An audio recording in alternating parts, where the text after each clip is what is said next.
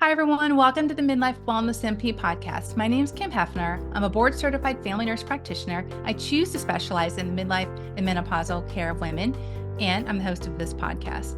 So, if you're a woman who wants to create wellness at any age and at any stage, stay tuned. I think you're really going to enjoy this conversation. You know, many of us present to the traditional healthcare system with struggles or symptoms, only to leave those visits feeling dismissed, completely unheard, or totally confused. We, as women, more than ever, want our voices to be heard. And my next guest is just that. She is a provider in women's health for over 20 years. And some of the things that are most often said about her is that she listens and can relate. She has practiced gynecology and functional medicine at the world-renowned Women to Women's Health Clinic in Maine. Prior to that, she was a midwife at the Miles Memorial, I think Lincoln Health now, also in Maine. She founded Women to Women's Health, and she's the author of the book, Whole Women's Health. So I'm thrilled to welcome to the podcast today, Carrie Levine. Welcome, Carrie. Thank you.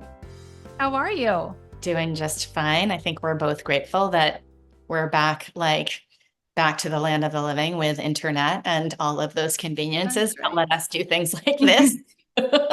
Exactly. So I'm really looking forward to this conversation, sharing your book. I read it. It was awesome. And I'll just show it, Whole Women's Health. I think every woman should read it. You do a great job just basically talking about how to heal yourself and care for the whole woman as a person. So why do you do the work that you do? Why did you write this book? I knew I wanted to work with women from a super young age, and I had a fabulous mentor who sat me down and said, "What do you want your life to look for? What do you want your life to look like, and how much debt do you want to have?" And so she was very practical, and she talked about being a nurse practitioner, and in the state of Maine, we are licensed to practice independently. And so we don't need to have physician supervision. And so it really afforded me the kind of independence that I wanted. And I ended up going to midwifery school because I wanted to care for women through every stage of life, instead of being a women's health nurse practitioner who cares for women except for the childbearing year. And so the first 7 years of my career, I was a full scope midwife at our local hospital. And then that lifestyle was super rugged for me and my family and needed to make a change, and left birth and learned functional medicine, which really gave me language to everything that I had understood about health, but didn't really know how to talk about. And worked at a pioneering clinic called Women to Women that is not in existence anymore. But that clinic was an international beacon for women, and women came from all over the world with fat binders of executive workups from places like Hopkins and Mayo and Dana-Farber, and would slide their notebook across the table and say, "Here are all my labs. I'm fine, except that I can't get out of bed and get through a work day," or whatever the situation was. And so really medically complex stuff that I felt completely underqualified to address, but would somewhat systematically begin to peel the onion, as the saying goes, and women would come back and say, "I feel better." And not everybody and not 100%, but some of them for the first time in their lives would come back and say, "I feel better," which is pretty compelling work. Right. So, And that story's not uncommon at all. More yeah, women are like that.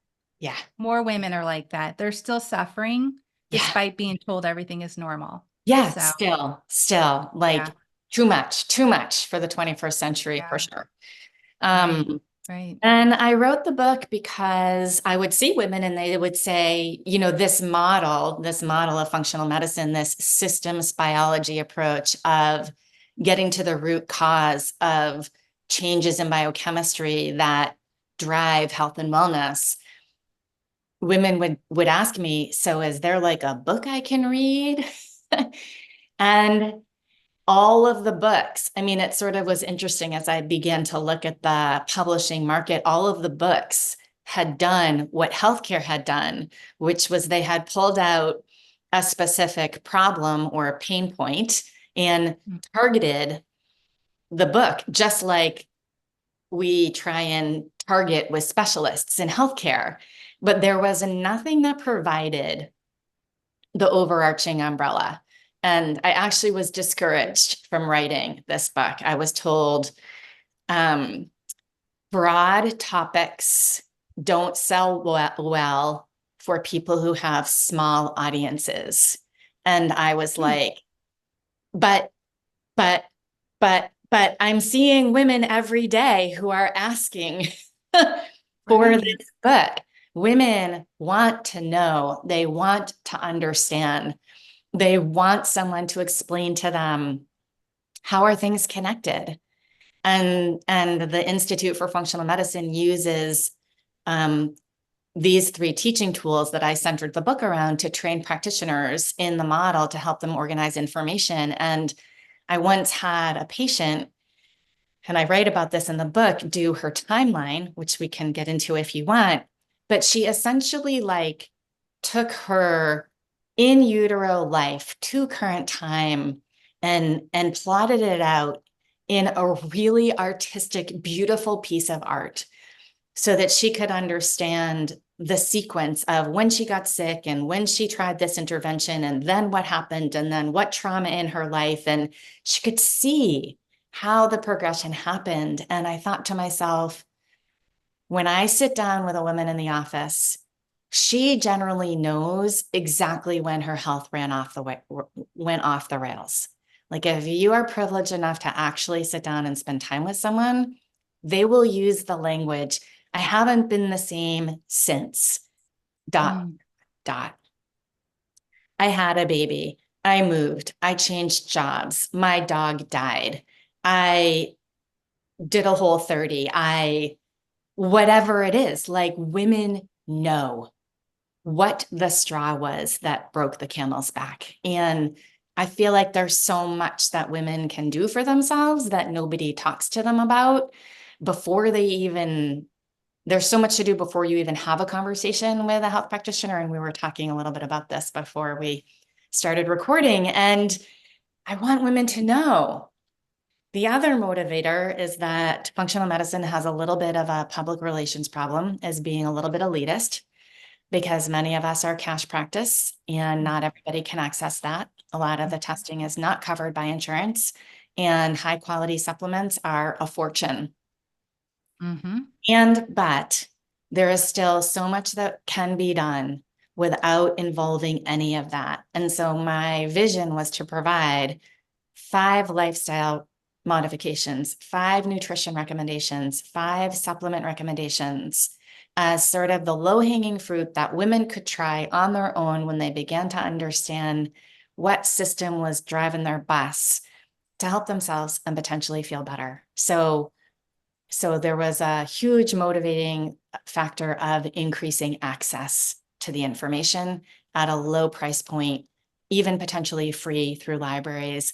Got a message from a woman who said, I was so happy to recommend your book to the library in Melbourne, Australia. And I thought, it just fills my heart to think about this little book, like moving around the earth, moving around the planet, and people stumbling upon it and potentially being helped. Right. Why don't you give me an example? I love using the functional timeline and the matrix but for those of us that don't really understand, why does it matter what happened when we were pregnant or what does that have to do with right now? So just kind of demonstrate that a little bit, why that can be so useful. Oh my gosh. I mean, that could be like a day-long conversation, right? So let me think if I can think of a specific example. Maybe even just with like the diagnosis of an autoimmune disease, say, how could the functional approach be good for Yeah, that? from the timeline perspective. Oh, Mhm. okay. Well, I'll share the woman that we were talking about before we started recording. I saw a woman yesterday who I've been taking care of for a long time, and she has a seasonal component to her work, like many people in Maine. And so summer is super busy and winter is less busy. She's been hypothyroid for many, many years. She is perimenopausal. She is struggling with weight gain. And she also has had underlying digestive issues. And recent set of labs, there were two significant shifts in her labs. Her reverse T3 was elevated, and reverse T3 generally elevates when there's chronic and sustained stress and or a lifetime history of yo-yo dieting. It serves like the brakes on the thyroid. And so it can really be involved in weight loss resistance for women. And her thyroid antibodies, which are used as markers for autoimmune thyroid, were elevated. And so something shifted. I had her thyroid antibodies labs in her chart from 2018, and they had been normal, normal, normal, normal, normal. And then boom, this month, the switch flicked. So then it's a question of why? Well, probably in part because she's perimenopausal. And for many, many women, estrogen is anti-inflammatory, right? And so as we move through perimenopause and those estrogen levels start to vacillate and ultimately decline, we will see more inflammation and more autoimmunity pop up. So that might be one of the biggest whys. And another potential why is that she has burned her candle at both ends, metaphorically speaking, for long enough that her physiology is not able to compensate for the way in which she is living her life. And she's got to leverage against that. Does that answer the question? Absolutely. Okay, great. So she comes to the clinic, you work through this with her, and then what'd you do? What was your recommendations? She was devastated and very frightened. Her mom, unsurprisingly, has lupus. So her mom has an autoimmune disease. And so, of course, she brings to the table that vulnerability to her possibility. And there are people in the field who say that 90% of hypothyroidism in women is undiagnosed gluten and dairy sensitivity. So I asked her. Agree. You do, yeah. So I asked her, I'm like, so are you eating gluten and dairy? And she's like, well, I've had this digestive issue, right? And here's like, this is like a perfect matrix, right? Because it's not just one thing. And if she had gone to a conventional practitioner, she would have been sent to endocrinology, gastroenterology, gynecology, right? So she's like, well, I've had this stomach thing going on since October. And she's describing it to me. And she's like, and the only thing that I've been able to tolerate is cereal and milk. And so I said to her, how about some food sensitivity testing and a stool test? Because as you probably know, but listeners may not know, the gut is the home of the immune system. And so for me, it doesn't matter if it's autoimmune thyroid or lupus or Sjogren's or rheumatoid or any other autoimmune issue. If the immune system is activated, there is an underlying gut issue going on. And I told her my suspicions about gluten and dairy. I was, planted that seed. She may need to spend some time getting her head wrapped around that, which is fine. I explained all of this to her. I said, let's gather some data and then let's reconnoiter and we'll sit down and we'll go through it and we'll make a plan. I should back up and say she had been to her primary care in January. She had been to gastroenterology. She had a negative endoscopy and negative biopsies. And so she said, I really feel like I'm at a dead end. Like, I really don't know what they're going to have to offer me for what's going on. And I don't really know what they would have to offer her either. Some medication for burping. I don't know. Is there one of those? I don't know. Well, a lot of the time, the medicine they're giving might make it worse and long-term effects of that medication. Yeah, So exactly. that case was perfect because really what you just described was kind of that autoimmune triangle. She had the genetic component. Yeah. She had a trigger going into perimenopause is a big trigger with the hormonal fluctuations. And then she had a poor gut. Yeah. So boom, boom, boom. And you Beautiful. kind of worked through that. Yeah. That's right. Yeah. Nice way to sum it up. Thank you. Right, right. You kind of just tick it all when you think about it. She was the perfect person to be having an autoimmune problem. Yeah. What do you feel walk us through a little bit. Well, what do you think patients or women in general, what kind of things do you feel women are getting wrong when it comes to women's health? Any health concepts, or what do you think we're getting wrong when we approach health? Mm. Well, how about weight loss as a calorie in, calorie out equation? That's a big Good one one. for That's a women, really good one. Yep. right? Yep. Like if that worked, there wouldn't be a bazillion-dollar weight loss industry, right? There's got to be something else going on with Right. weight. It's not simply calorie in, calorie out, or we would have all done it and moved on. Right. Right. Exactly. Exactly. Right. So Yeah, that's a no big doubt. That's one. definitely That's a right. big one. And then I think too, the reality of stress and its effect on and its physiologic effect on our stress and wellness. And we were talking about this beforehand, but when there is elevated stress in our life, I think probably irregardless of how we leverage against that, right? We all have it. And there are ways to manage to varying degrees that are health promoting or compounding disease processes, right? And our mechanisms run a gamut of things, right? It could be Mhm. exercise, it could be sugar, it could be a glass of wine, it could be shopping, it could be gambling, it could be scrolling late at night, it could be Mhm. sauna, it could be the natural world, right? And so Mhm. it's so different, and each choice has its own sort of reverberations, so to speak. Um, but in general, when our stress levels are high, our cortisol levels are high, and that will drive high insulin levels, which can lead to a high androgen levels, which can lead to acne and insulin resistance and hormone dysregulation and high blood pressure and high cholesterol and heart disease and hormone imbalance and joint Right. pain and muscle pain and diarrhea and constipation and low sex drive and all the things. Right. And And that's so common because you just described a very common case.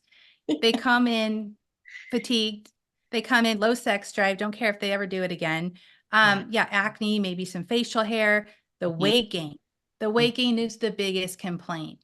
Mhm. Um, so you have this patient that comes in with these complaints. Where do you go with that? Mm. Because that is probably a pretty classic case for women these days. I think it is, particularly for midlife women, but not even, right? Like how many 30 somethings are coming in with, I was diagnosed with PCOS, which is pretty similar Yeah. for some pretty similar reasons. There are some nuanced differences for sure, but the mechanism of PCOS is the same as insulin resistant. I mean, that's part of the mechanism of PCOS, right? Is insulin Right. resistance. And so, Hmm. and we forget. We think that it's only about food and movement, and we forget stress. And Hmm. and many women have already addressed the food and the movement. Not everybody. Some people are Hmm. show up really ready to do that part, which is the hardest thing ever. Yes, Changing that's our life true. is the hardest thing ever. Um, so for some women, they haven't addressed the nutrition piece, but it is so tough to look at the stress piece in a Right. real way. And it is the hardest point to drive home for many women that Hmm. the physiologic effect of stress on our bodies is real. And it is almost more impactful than what we eat or how we move, or I'll say at least as impactful.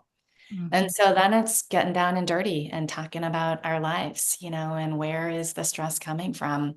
Is it in our mind? Is it worry, right? Because that stress can be real or perceived. So there's that. Is it wearing too many hats? Is it mothering and working and being the domestic engineer? Is it all of that and caretaking for family members? Is it work related? Is it being unhappy in work? Is it, how about this, right? This is so common. Boundaries, lack of boundaries around work, or family and Mm-hmm. home, Mm-hmm. right? How many of us, Mm-hmm. because we're socialized to be caregivers, because we are socialized to care for others more than ourselves. In fact, our species is somewhat dependent on that kind of socialization, and that kind of approach is positively reinforced in women. So it's a down and dirty conversation about what are the sources of stress and what can be modulated there in real ways, right? Mm-hmm. Because the goal is true lifestyle modification. It's not a quick fix. This is not Right. quick fix stuff. Right. And, Right.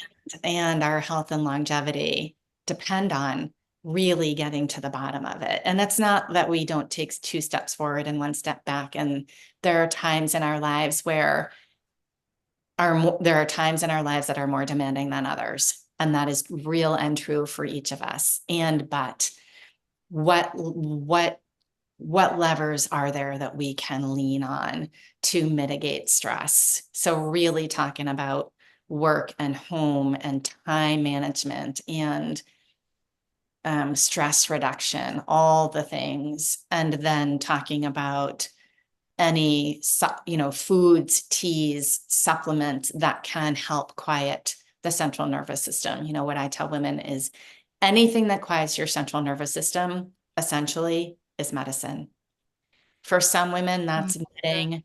For other women, it's playing tennis. I don't relate to that at all, but some women really like tennis. Right. you know, Yeah. Right. for some women, it's meditation. For some women, it's taking a nap. It doesn't matter what it is, doesn't matter. What matters is that we're doing it. And it's so hard to do. I think, like for myself, and other women might experience this as well, you kind of get used to the way you feel. You kind of just Mhm. feel bad all the time and you don't really realize there's another way to feel. And you get yourself to that point of exhaustion. And that's when everything starts crashing with your health. You've got the inflammation, the autoimmune's kicking in, you've got the terrible gut. I mean, so it is multifactorial. But I think just bringing awareness to it. And another thing you mentioned in the book, I think was so helpful was even about trauma, how we keep trauma in ourselves and how I know with me, and I try to help explain this to my family, even just being in a car accident, I'm very heightened when those things happen again or I come close. And you were talking in the book how repeated things will increase those cortisol levels again. So I found that really interesting. And that's very helpful to explain to people how trauma impacts us in the future. And even in menopause, it makes it harder on women when they've had previous traumas. So I found that really interesting. For sure. And the way that we adapt to those traumas for most of us is not positive, right? The way that we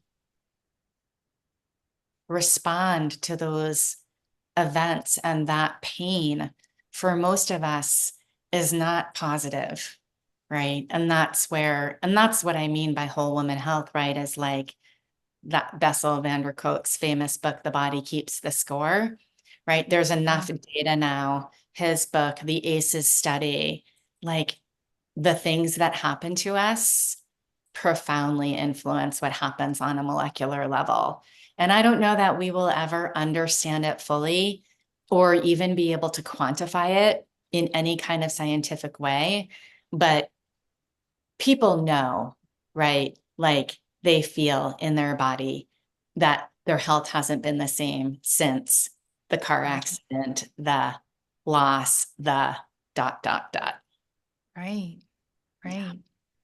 So back to what you were saying with the androgens and the insulin and the cortisol, what's going on with that process? I know you explained it really well and pretty simple in the book, but people really don't understand what physiological effects. Maybe the high androgens is driving high insulin, which is driving low SHBG, which is causing the androgens to be higher in the system. So you're having more sex hormones, testosterone. Can you work through that a little bit so people just understand the underlying cause and what's happening? Yeah, I always have to do it really slowly because I'm always afraid of getting, it's like they're inverse relationships. I'm always afraid of Yeah. getting it wrong, right? But it's like, so, and you can correct me because you understand it too. High stress, high insulin, low sex hormone binding globulin being a carrier protein that shuttles hormones around our body. And then we end up with high levels of androgens in our bloodstream. And androgens are the group of hormones that includes testosterone and estrogen. Many women don't know that testosterone actually is the biochemical precursor to estrogen. And Right. so we have people think testosterone is a male hormone. It is not a male hormone. It is also a female hormone, and it is an essential female hormone because it is the precursor to estrogen. So we need to have it on board. But too much in a woman will cause hair growth where we don't want it, hair loss where we do want it, acne, and centralized mid abdomen weight gain. And it's so big. And all of that can be driven by stress alone and further compounded by what we eat and how much we do or don't move. Mm. I think what can be confusing for people, there's a big push to give testosterone to women all the time. So I Mm. think women get confused on how we would have too much when typically there's an overall decline in Mhm. testosterone as we age. Mhm. So I think it can be confusing for women. Why do I have high testosterone when I have no libido? I feel, all of these things. So Right. maybe explain that a little bit, how that works or why would that would be. Well, first of all, libido is a tricky one, right? And not just about testosterone levels. That would Right, be that's for sure. easy. Right. But that's the association, Yeah, well, right? it's a great place to start. It's Mhm. really like a super easy, low-hanging fruit place to start, right? Like serum testosterone levels are pretty reliable in terms of free and total testosterone, in terms of are the testosterone levels adequate in our bodies for our particular age range. But let's nod to the truth that we both know, which is reference ranges of normal don't necessarily capture individuals. There Right. are individuals for whom a normal level of testosterone may actually clinically present as low or high Mhm. because we are all different and there are probably mechanisms that have yet to be identified that influence how we express hormone levels in our body. Um, I mean, libido, I feel like is a tough example because it's testosterone, again, a great place to start. But, it's so tied into body image and have we gained weight? What is our midsection looking like? What is our muscle mass looking like? What is our energy? As I say to women, I haven't met a tired woman yet who cares about sex, right? And Right. so like that's the first thing for most of Right. us that goes like, I would rather sleep than have sex. Right. Most Right. women will say that, not all Right. by any means, but many, many women will say that. And estrogen, I think, plays a really big part in women's sense of sensuality and Mm. sexuality. So it's not just testosterone, it's also estrogen. Right. And sometimes the level of testosterone is indicative of the level of estrogen, but not always. That conversion process is a sensitive one and influenced by many things. And so just because you have adequate testosterone doesn't mean your estrogen level is going to be normal. So it's complicated, as Mhm. you know. Yeah, it is. And I feel bad for women because, well, they also just the conversion of hormones in the body. People don't really understand that. So I always say you have to be cautious because when they get inside, they're doing different things inside of you. So you really need to play things safe, right? Right. How about this may be a digression, but how about the low fat trend and the drive for low cholesterol trend and what that does to our hormones, right? So I feel like this Right. is a helpful pearl for listeners if they don't know, which is the biochemical precursor for all of the hormones that we make in our body is cholesterol. We Right. need cholesterol to make our hormones.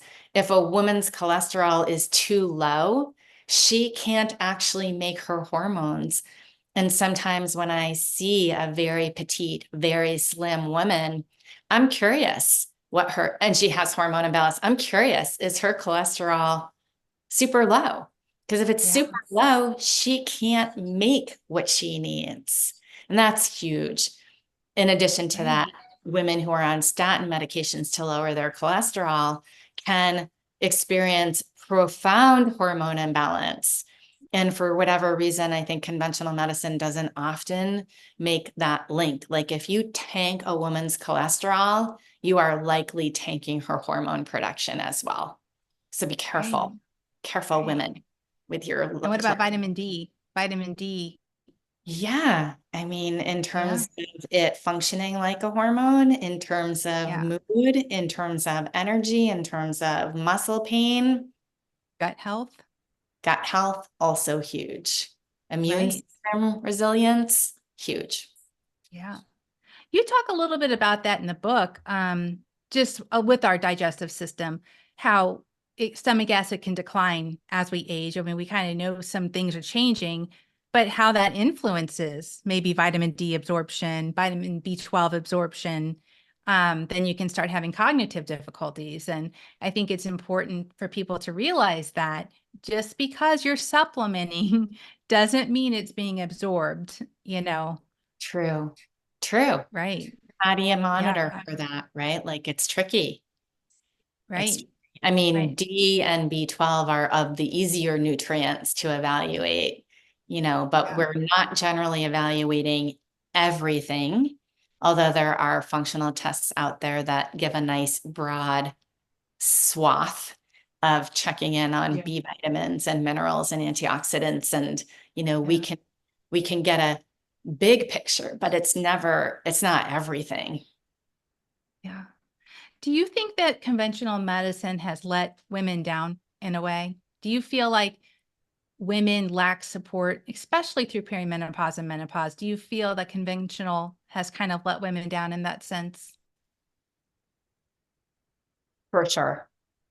For sure. Yeah. And, I'm a little hesitant to speak in generalities um, because I've never met a person who is a healthcare professional who didn't go into healthcare because they care, Hmm. and I have compassion for practitioners in a conventional model. I feel like they're in a system that doesn't allow them to care perhaps the way that they want to, where visits are determined by insurance companies and revenue and profits and time is limited.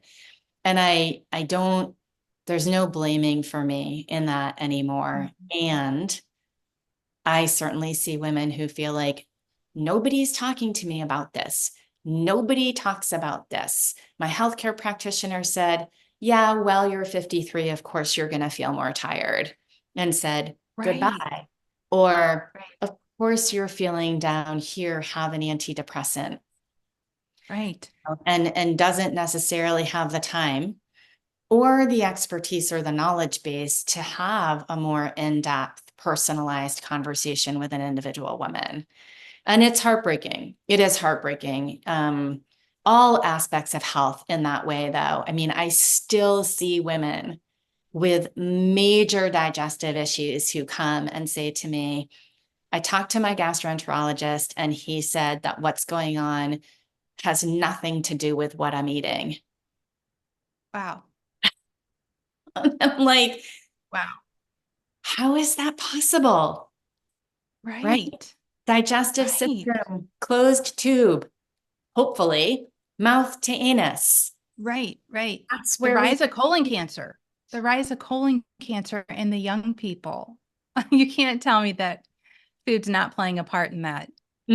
So it is heartbreaking to me Yeah. to hear some of those stories. And I see many, many women who are like, I just kind of want to know what to expect. I want to know how to Right. set myself up for success through this giant transition.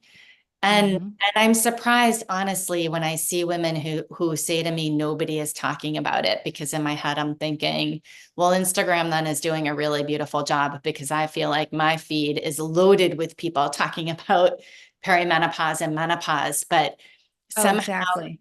somehow that information maybe isn't reaching everybody. It must have to do with who I follow and what I don't know. I Right, don't right, know. right. No, I think you're right. I think you're right.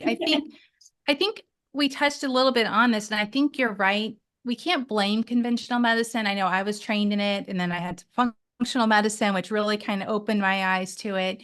And then getting further certification just in menopause. It's like you can't particularly blame these practitioners that don't really know. They don't understand. They were never taught what happens past reproduction. It's like, so then women start to feel invisible, or maybe they can no longer reproduce. So they're just put out to the pasture. It's like, this is done. Go have a nice life. It's part of aging, and just move on. Um, so I think that's sad. And I think that more people, like you said, are talking about that. But I do think when there's a lot of blame for the practitioners, and I think it's true, they just weren't trained in it. But I think what's frustrating in my sense is women that are suffering from vasomotor symptoms, hot flashes, night sweats, life is really being impacted. And for their provider to say, I don't prescribe hormone therapy, I don't do it. Well, we have guidelines for antibiotics, we have guidelines for different diseases and things that are happening. And hormone therapy is actually a part of medical guidelines when indicated. So I get frustrated in that sense that you can look up guidelines for everything, and it's Mhm. in there for hormone therapy on UpToDate, Hippocrates. It tells you exactly what to do. So to just tell women, I don't prescribe that, that really is discouraging, but also they feel hopeless, I right? mean, there's no question, right, that there is bias in the healthcare system, bias against women. And you combine that with, the historical socialization of women and our bodies and natural processes as being, you know, evil or whatever, all the Mhm. things. I mean, it still penetrates our society. It penetrates our psyches as women. It penetrates our psyches Yeah, as practitioners. It penetrates the conventional medical system. I think all of that is unquestioningly true. yeah, And I try to focus on empowering women and educating them with the information that I have, which is not everything. I don't know everything. I'm not a certified menopause clinician, but I am someone who listens to individuals, and I am someone who wants to take into consideration any individual's woman's priorities, circumstances, and concerns. And that to me is part of the biggest loss in the conventional model, right? Is right, just like right, that, treating people as individuals and having time to educate them as to a continuum of choices that are available to them, and then right, assisting them in making a decision that's right for them and their life, right. inclusive of every option that is available. And I will tell women, I was having these terrible hot flashes, and my practitioner put me on an SSRI, an antidepressant. And I'm like, that's not actually like a terrible choice. Some SSRIs are FDA approved for the treatment of the symptoms of menopause. I don't, Absolutely. I don't love that choice for a variety of reasons, but like they gave it a good shot, you Right, know, right.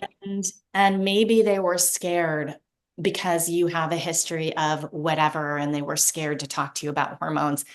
Or, and this is so often the case, maybe you find this too, right? Is a woman will go to her practitioner and say, I want bioidentical hormones. And the practitioner will say, oh, I don't dabble in that.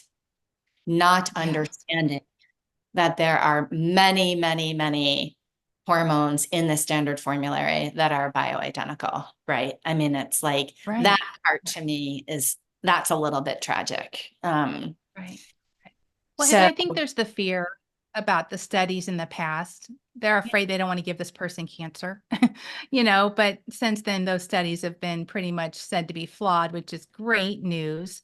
Um, but I agree. I think they don't really know, but I don't know about you, but when I don't know something, I do some research, I look it up, I try to get the answer or make sure I'm following appropriate guidelines, right? I mean, that's kind of how I do it. So I think I read in the comments and hear these women talking, and a lot of them just feel really frustrated, and they do blame the practitioner and then maybe influencers and stuff, stirring it up a little bit. Speaking of influencers, what are some of the bad ideas or recommendations that are being passed out by other experts in your field or influences that you disagree with?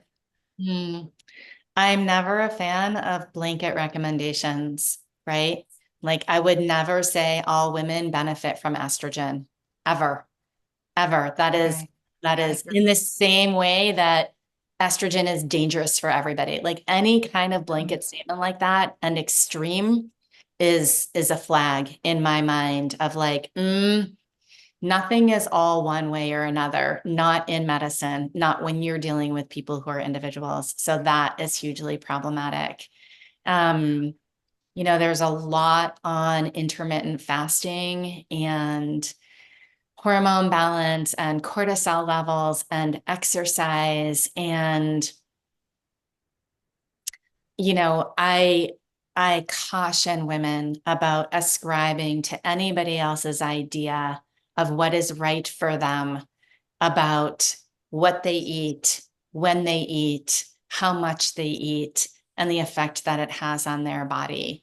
What I tell women is like, there is enough data out there in my mind to advise against intermittent fasting, particularly for a menopausal woman. I don't know where you stand on that.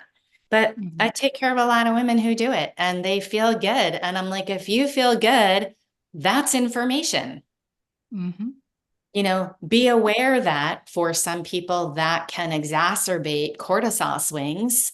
And you really want to be careful if you work out in the morning that you have enough fuel to do your workout, because working out intensely without enough calories to fuel it can increase cortisol demand, which is completely counterproductive to weight loss and hormone balance. Right. And so just trying to I guess I mostly try to personalize those kinds the generalizations that are made on social media. Okay, like I get that. I hear Yeah. it. Yeah. And now how does that apply to you? Right. Some I love women, what you said in the book, actually. You said that. You said just because a certain food is good for you or whatever, what your body does with it is what matters, right? It's how your body responds to what you're putting into it. So I agree with that. Blanket statements are hard because everybody's processing things differently. right? I mean, some people feel Yeah. awesome on keto. Some people have never been heavier. Some people felt great on a macrobiotic diet when that was the rage in the 80s. Some women ended up in the emergency room with micronutrient deficiencies from a macrobiotic diet, right? Yeah. So I'm a fan of sort of taking some of the wisdom of those things and taking the pieces that make sense for each of us as individuals, because truly we are each our own biochemical soup. Right. Right. Yeah. Influenced by our genes and our lives and our traumas and our work and our environment and our food that makes us each unique. And I am most interested in honoring that. Yeah. I love that. I totally agree. I totally agree. I love that. Recently, there's been a lot of discussion among midlife and menopause about the recent Lancet publications on over-medicalizing menopause. So I thought it would be good as a really hot topic right now. But back when it kind of started back a long time ago in the history, they were trying to figure out what menopause was about, right? They're like, is it a disease? Is it a hormone deficiency? Do we have to treat it? Or is it, what is it? But currently, this article came out and it really upset a lot of practitioners because they said essentially we're over medicalizing menopause. It's a natural process and we all should just kind of deal with it. It's natural. What are your thoughts on that? Do you feel menopause is being over medicalized?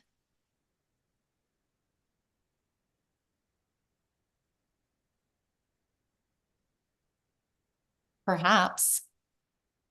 I certainly don't love the idea of a normal, natural process being framed as a problem of hormone deficiency, right? I mean, the pain of childbirth is natural also. That doesn't necessarily mean, given that it's the 21st century, that we have to suffer, right? And it's Right. the same thing with menopause. Normal, natural process. For some women, it ruins their life in real Right. ways. You know, don't necessarily need to suffer in the 21st century, you know. Right. And so again, for me, it comes back to the person, the individual that a woman is. It's some women, right? And this is the other interesting thing, not unlike labor, right? Is you can take the most unhealthy woman and she can pop her baby out in 3 hours like it was nothing.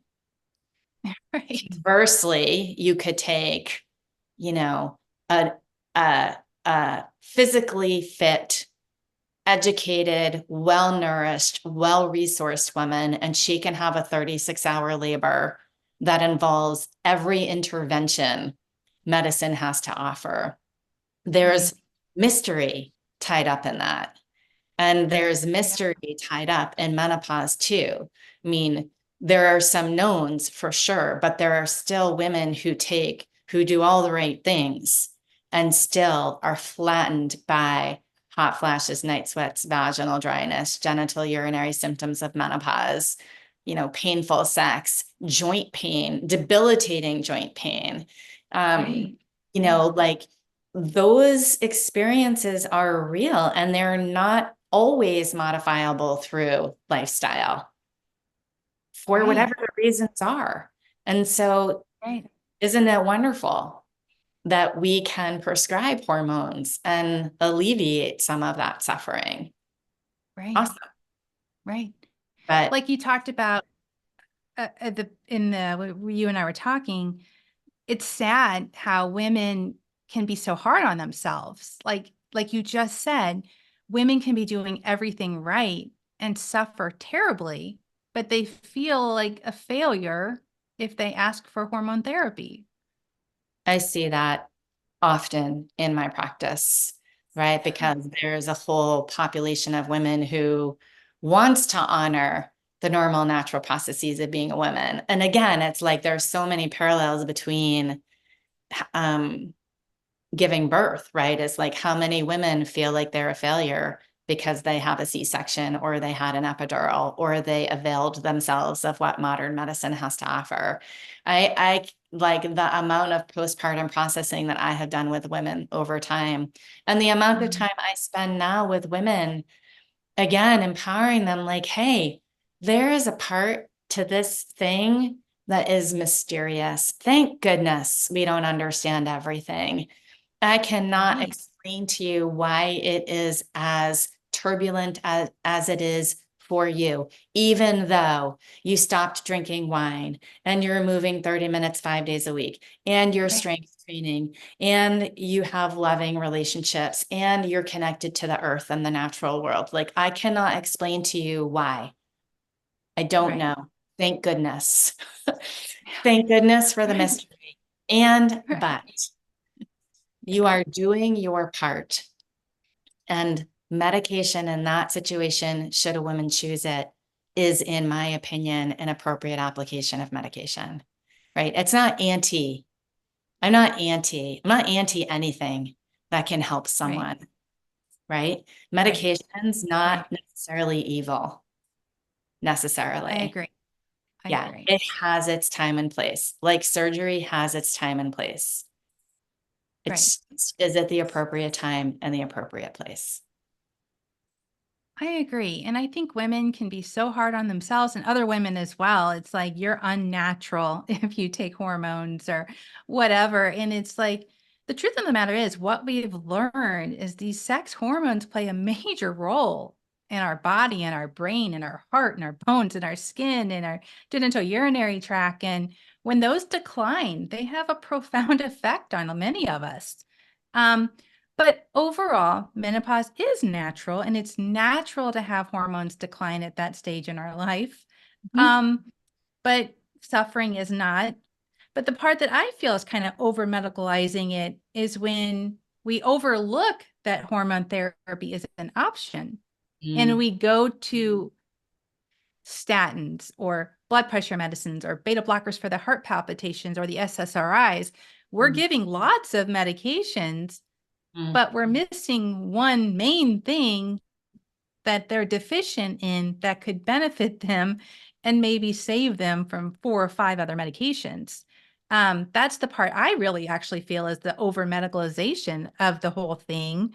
Mm. It's that part. It's like just bringing awareness to that fact that hormone therapy may be the one thing that they need that It's helps them. it's so true, right? And it's like, if people are concerned and genetically predisposed for Alzheimer's, if people are concerned and or genetically predisposed for heart disease, if people are having bone health issues, you could treat Right. each of those individually with some pretty profound, nasty effects, right? Particularly bone health medications, or Right.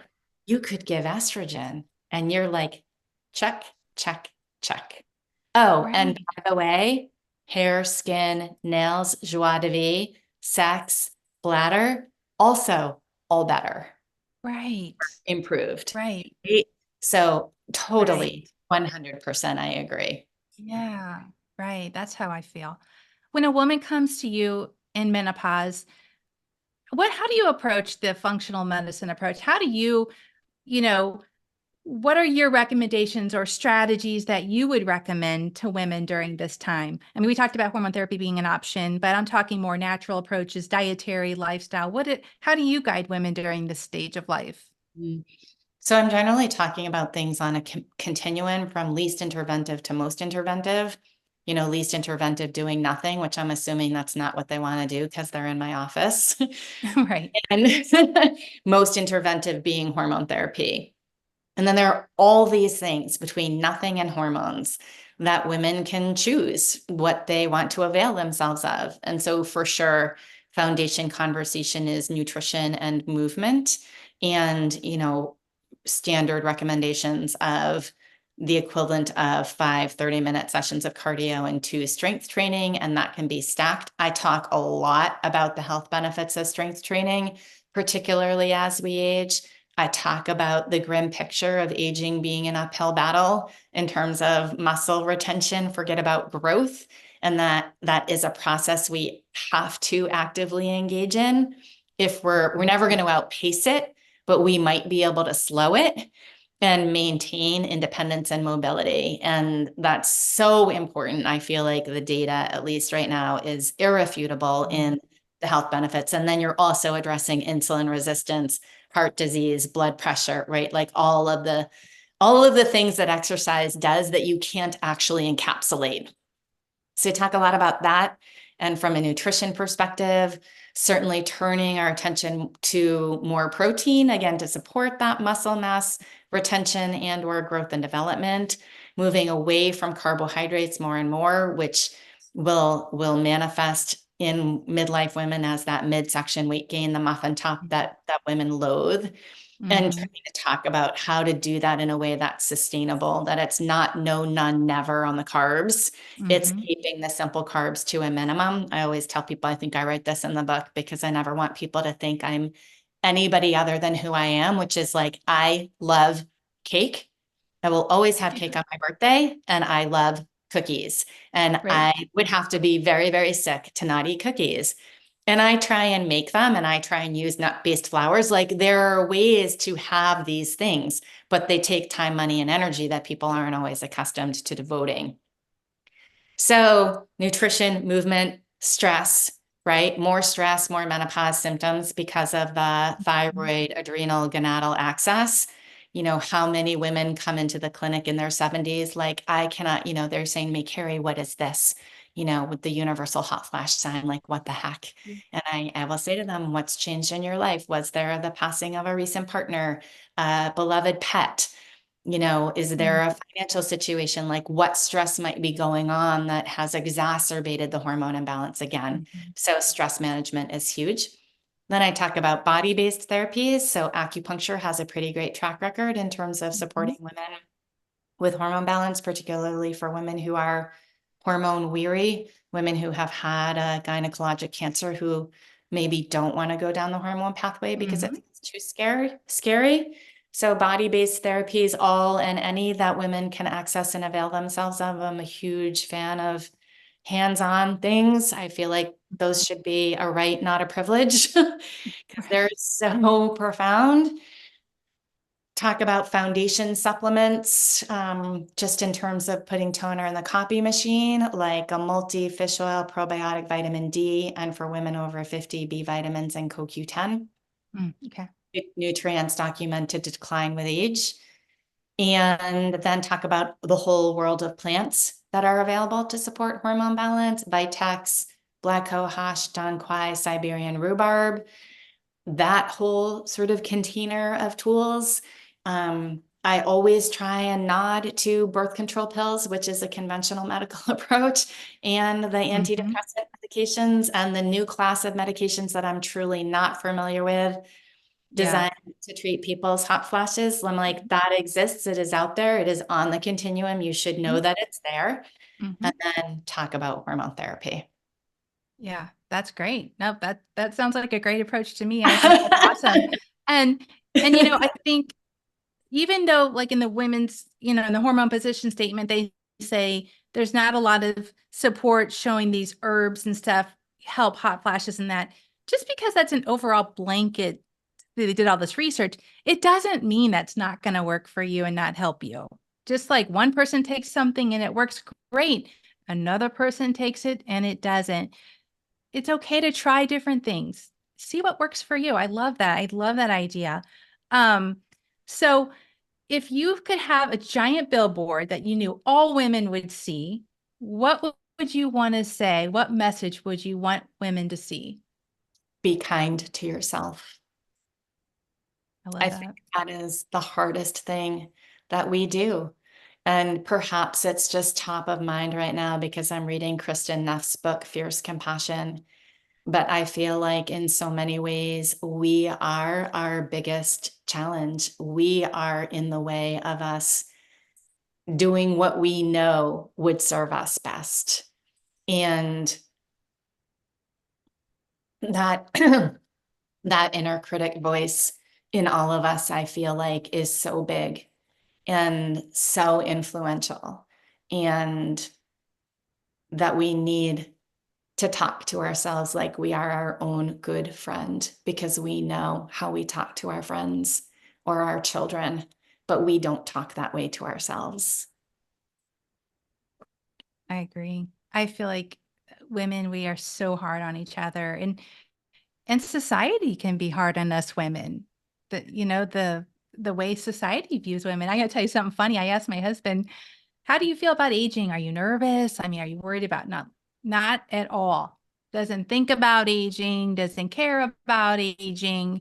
And I'm thinking, that's all us women care. That's all we have around us, all we're thinking about. Everything's pushed on us. We're made to feel a certain way, look a certain way. And we're always kind of feeling like we don't measure up. We're not.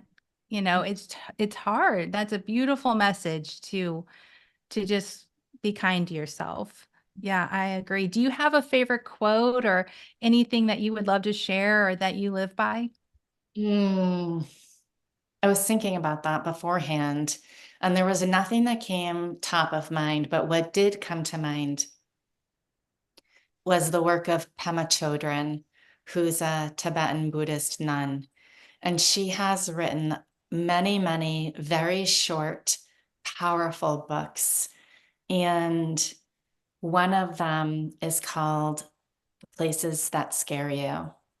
Mm, And I used to recommend it to women when they were going to have babies, when I was taking care of women having babies, because that transition time from 7 to 10 centimeters is usually the time where women are like, did I say I wanted to have a baby? Because I am out of here. Or a woman, or a woman who is like, natural childbirth or bust is like, I want the epidural now. Right. And so because it's right. so intense. And Yeah. when we feel intensities in our bodies, I think most people's inclination is to try and escape it. And Pema Chodron talks about really trying to embrace that discomfort and allow that to happen.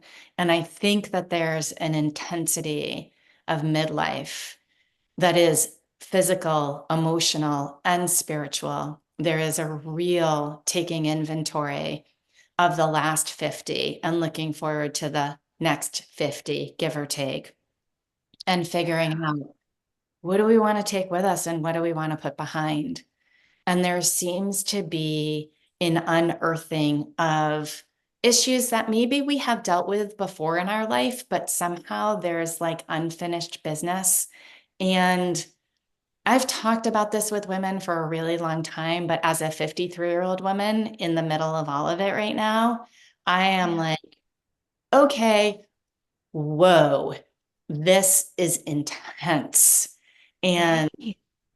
it is so second nature to want to push the intensity away and to try and stay comfortable. It feels scary and overwhelming, and it is challenging.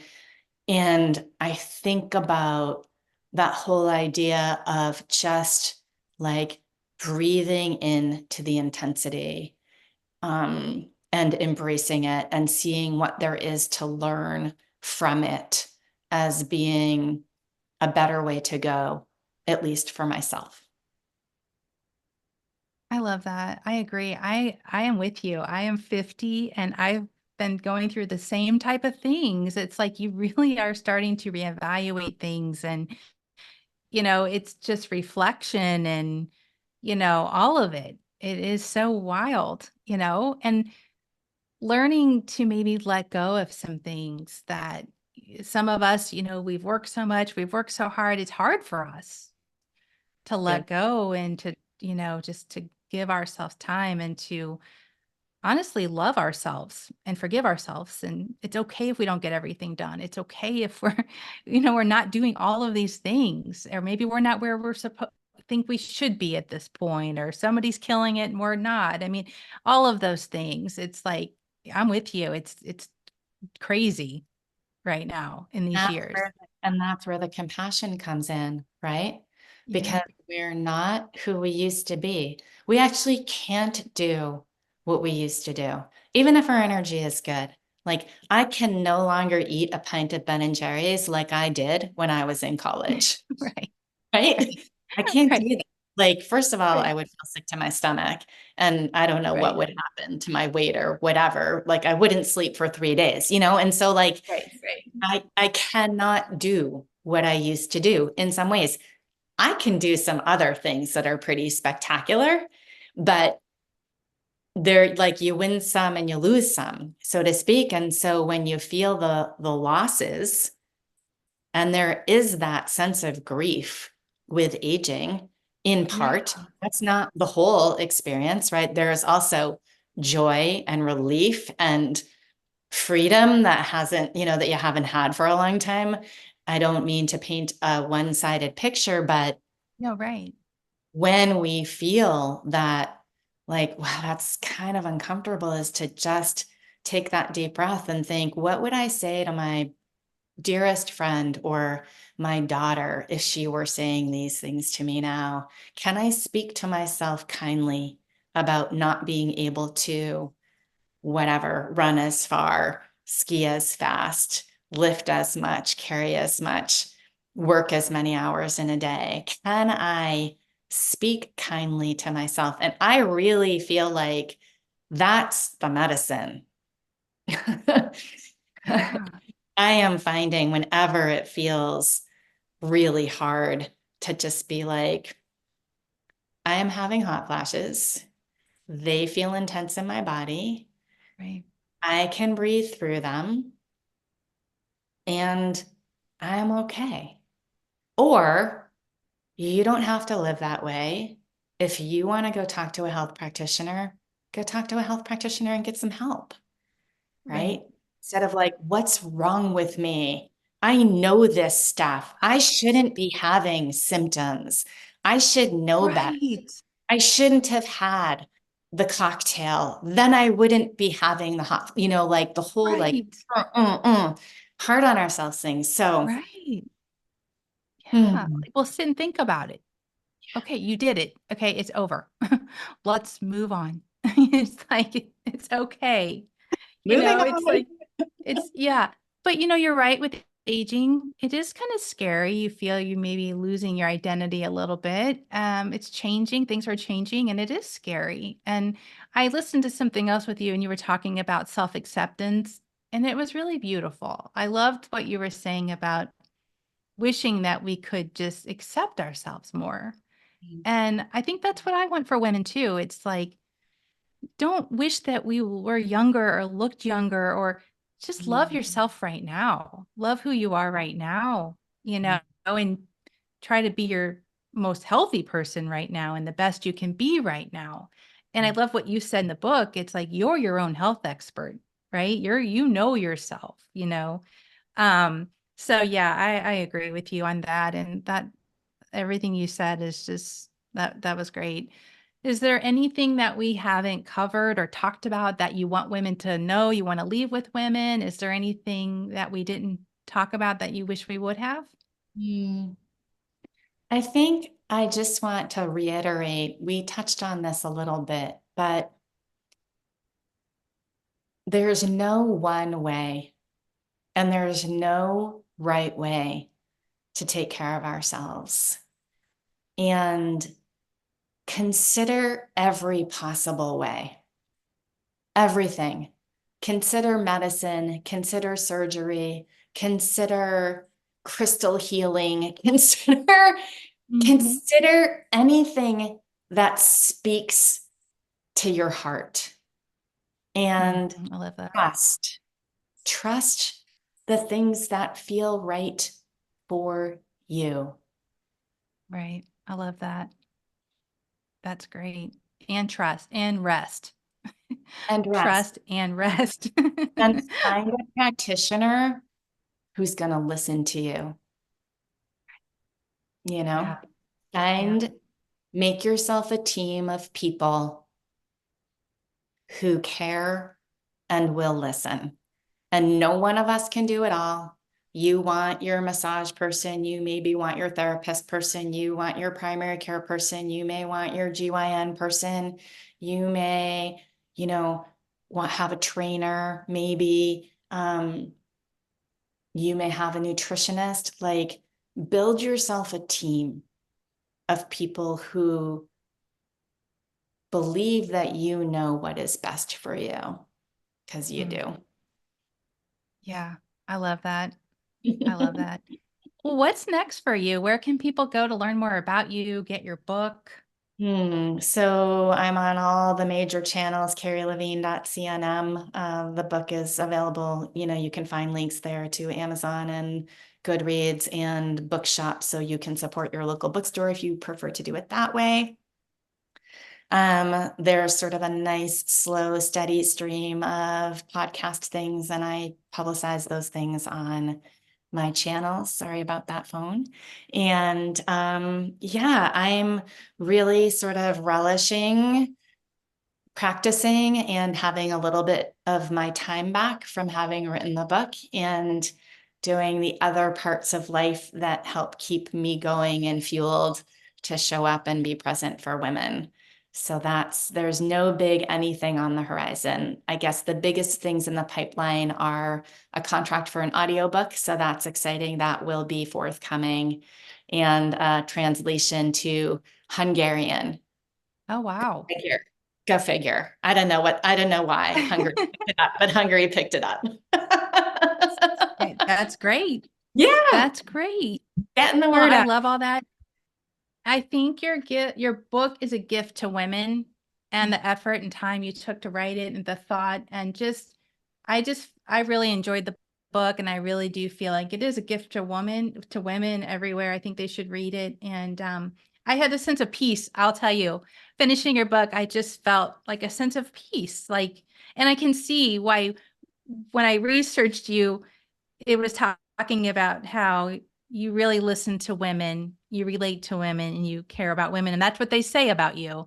And just reading your book and talking to you, I can see why. I think that's awesome. We need more people like you. So Well, you're very kind. Thank you. And thank you for this opportunity. It's a joy. yeah, thanks for being here. And I wish you all the best. You as well. Thank you.